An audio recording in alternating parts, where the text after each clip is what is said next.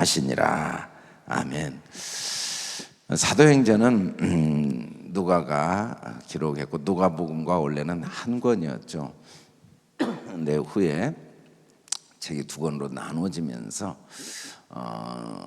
앞에 복음서는 누가가 기록했으니까 누가복음이라고 했는데 이 뒷부분을 어떻게 이름을 지을 것인가를 생각하다가 사도행전이라고 기록을 했습니다. 사도행전은 크게 전반부와 후반부로 나눠지는데 베드로가 중심이 된 사역, 바울이 중심이 된 사역, 이렇게 크게 두 파트로 나눌 수 있습니다. 베드로가 중심이 된 사역은 주로 이제 예루살렘, 유대, 사마리아 지역에 복음이 전파된 내용들이죠. 그리고 이 기간은 동시에 많은 시련이 있었습니다. 그래서 어쩔 수 없이 흩어졌죠.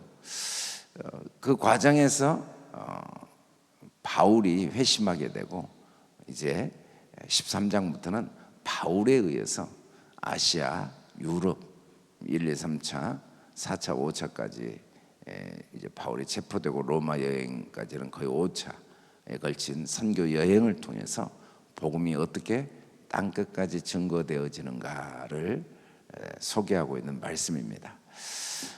사도행전은 1장 1절에서 똑같이 누가복음과 같이 데오빌로라는 우리 크리스찬들을 향한 하나님의 말씀임을 분명하게 하고 있죠. 내가 먼저 쓴 글에는 이거 누가복음인데 무릇 예수께서 행하시며 가르치기 시작하신부터 그가 택하신 사도들에게 성령으로 명하시고 승천하신 날까지의 일을 기록하였다.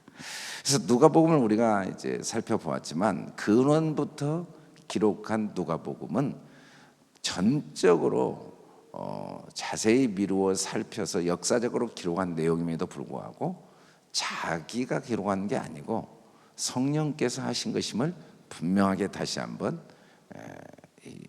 못을 받고 있죠. 그게 이제 복음서였는데 그렇게 명하신 성령께서 어떻게 하셨는가? 죽으시고 다시 살아나셔서 40일 동안 하나님 나라 일을 말씀하셨. 40일 동안. 그리고 예루살렘을 떠나지 말고 내게 들은 바 아버지께서 약속하신 걸 기다리라. 사도행전은 사실은 이제 후대 사람들이 사도행전이라고 이름을 지었지만 내용은 약속하신 것에 대한 내용입니다. 이 약속하신 게 성령님이죠. 성령으로 세례를 받으리라. 이스라엘 나라 회복이 이때입니까? 라고 물어봅니다. 근데 뭐 그게 이제 언제 이루어지느냐 때 시기는 아버지의 권한에 두셨으니까 너희는 알 바가 아니고 너희에게 성령이 임하시면 너희가 권능을 받고 이게 이제 두나미스라는 권능인데 이 두나미스라는 권능은 다이너마이트가 이 두나미스죠. 다이너마이트는 자기는 작은 거지만 바위나 산을 폭파시키는 그런 속성을 가지고 있죠. 왜냐하면 그 안에 화약이 있어서 화약. 그러니까 이때 이 권능은 나와 아무 관계없이 성령님이 친히 행하셔서 예루살렘과 온 유대와 사마리아 땅까지를 내 증인되게 하시겠다. 이제 너희에게는 뭐 때 시기 이런 것들이 있겠지만 그건 너희의 관심사가 돼서는 안 되고 그건 다 하나님이 자기 권한 속에서 일어나게 하시고 하나님은 그 모든 걸 도구로 사용하셔서 증인되게 하실 거다. 증인. 그 모든 것이 결국 성령의 일하심의 도구가 되어 증인되게 하실 것이다 하고 하늘로 올리우셨다. 이렇게 말씀한 다음에 사도행전은 처음부터 끝까지 완벽하게 성령이 충만하게 임하심으로써 모든 역사가 시작됩니다. 성령. 제자들에게 성령이 충만함이 임하죠. 베드로가 이제 본격적으로 사역을 해서 교회의 어떤 중추 역할을 한 게 성령의 역사. 성령의 역사를 통해 하나님께서 이전에 예수님이 계실 때와는 비교할 수 없는 큰 일을 하시겠다는 말씀을 그대로 성취하시죠. 이 성령이 임하셔서 이제 7 집사가 세워지고 그 뒤로 성령이 임하셔서 강력한 그리스도의 핍박자였던, 그리스도인의 핍박자였던 바울이 변화되고, 또 성령이 임하셔서 바나바가 변화되고, 성령이 임하셔서 이방인 고넬료가 변화되고, 이제 성령이 임하시면서 열방과 세계 일꾼들이 계속 생겨나죠. 이게 바로 두나미스, 성령의 능력. 성령이 임하시면 너희가 권능은 성령 충만함으로 주어지는 권능이었죠. 그 권능이 임하면서 그 권능이 하시는 일들은 아주 구체적으로 말씀이었습니다. 뭐 성령이 임하셨다고 뭐 어떤 눈에 보이는 표적과 이적을 행하시는 일도 있었지만 그런 이적 중심이 아니고 사실은 사도행전에는 성령께서 말씀하시죠. 말씀. 성령이 이르시니까 이제 고넬료도 세례를 받고, 성령이 이르시니까 그 바울이 이방인의 선교사로 파송되게 됩니다.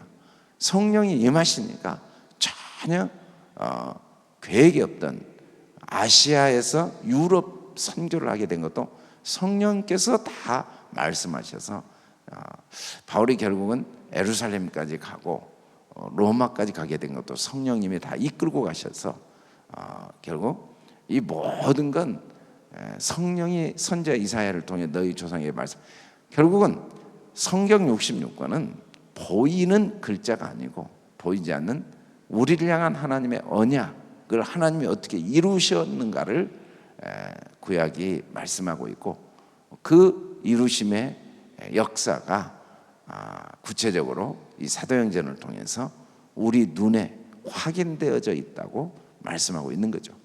그래서 성령께서 말씀하신 그 내용들을 이제 보면은 구체적으로 증인되게 하셨는데, 성령께서 하신 말씀은 그 핵심이 뭐냐면 다른 언어들로 말을 했는데 각 사람이 난 곧 방언을 듣게 됩니다. 이 말은 뭔 말이냐면 여러 나라에서 왔는데 그들이 한 말을 각 사람이 다 똑같이 알아들었어요. 그렇다고 이 사람들이 외국어를 배운 게 아니에요. 12사도들이 다 갈릴리 사람이에요. 그리고 실제로 이 사람들은 유다 방언을 말한 겁니다. 히브리어를 말한 거죠. 히브리인이기 때문에 각 나라 말을 한 게 아니었어요. 유럽에서부터 아시아 여러 나라들에서 흩어진 유대인들이 왔는데, 물론 흩어진 유대인들은 히브리어를 할 줄 알죠.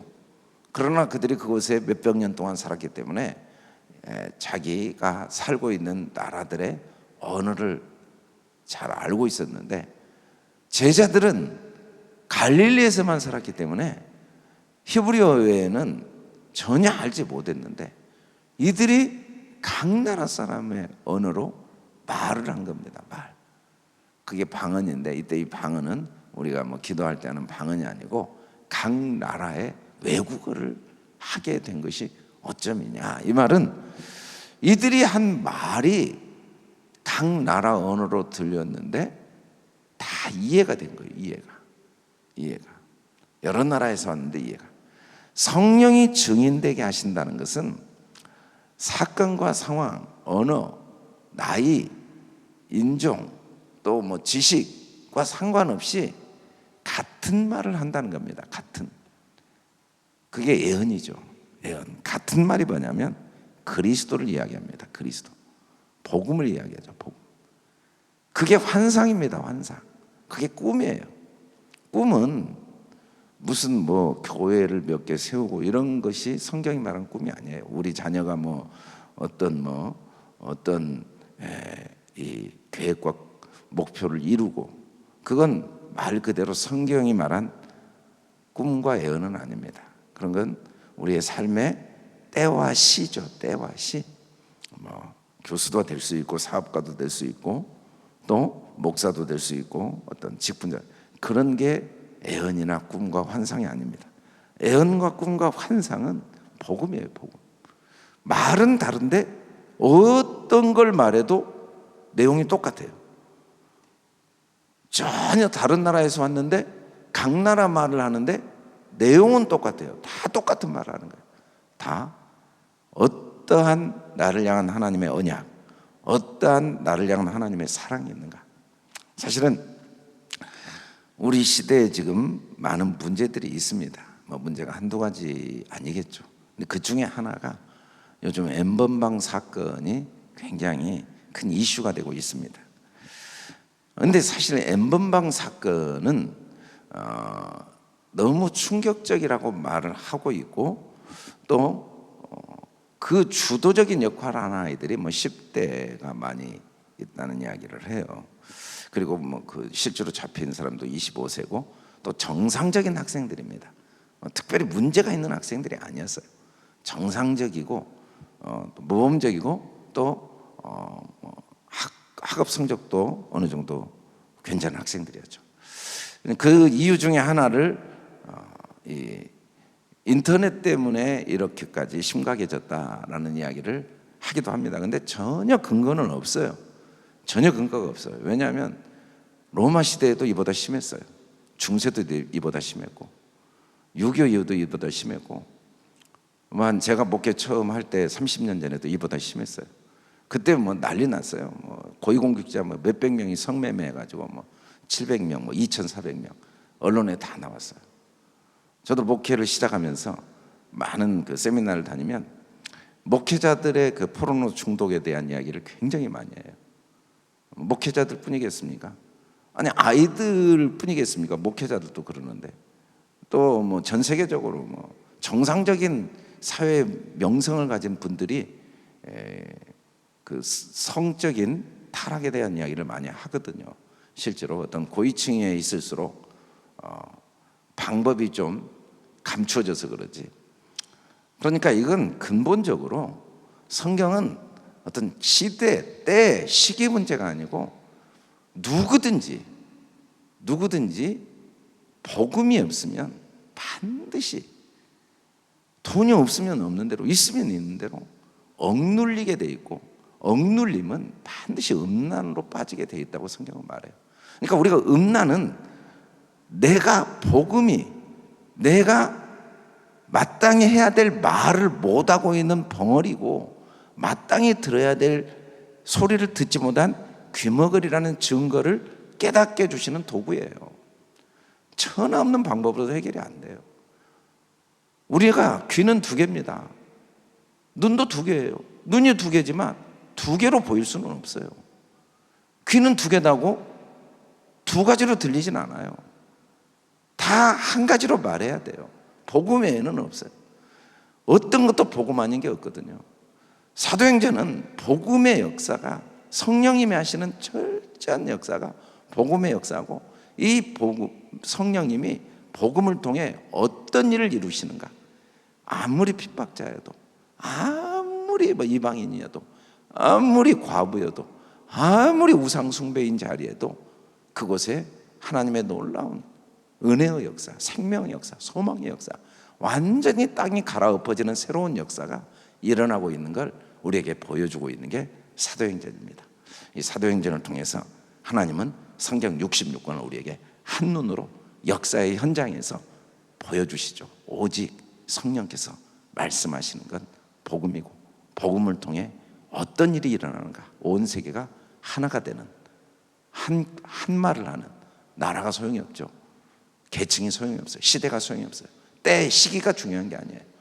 환상을 보고 꿈을 꾸는 이 놀라운 역사를 하나님은 우리에게도 성령으로 이루시기를 원하시고 계시고, 또 우리를 통해 이루기를 원하셔서 날마다 우리에게 성령 충만함을 주시고 성령으로 말하게 하시고 성령으로 증인되게 하시는 역사가 우리 안에서 계속 일어나고 있는 이 사실, 이 사도행전이 역사 속의 사건이 아니라 지금 내 안에 하나님의 뜻이고 또 우리 안에 하나님이 계획하시고 하나님이 그 일을 이루신다는 사실을 이 사도행전을 통해 우리에게 말씀하고 계십니다. 저와 여러분이 오직 성령님이 내 안에 계심을 매 순간 깨달아 알고 성령님의 음성에 귀를 기울이고 성령님이 말하게 하심을 따라 말함으로써 우리 입에서 우리 귀에 들리는 게 복음이고 우리 입에서 나오는 게 하나님의 우리를 향한 언약과 사랑의 복음의 말씀이 증거되어지기를 주님의 이름으로 축원합니다. 걸어가시고 내려오신 아버지 감사하고 감사합니다. 하나님 아버지, 저희가 들을 줄을 몰랐습니다. 볼 줄을 몰랐습니다.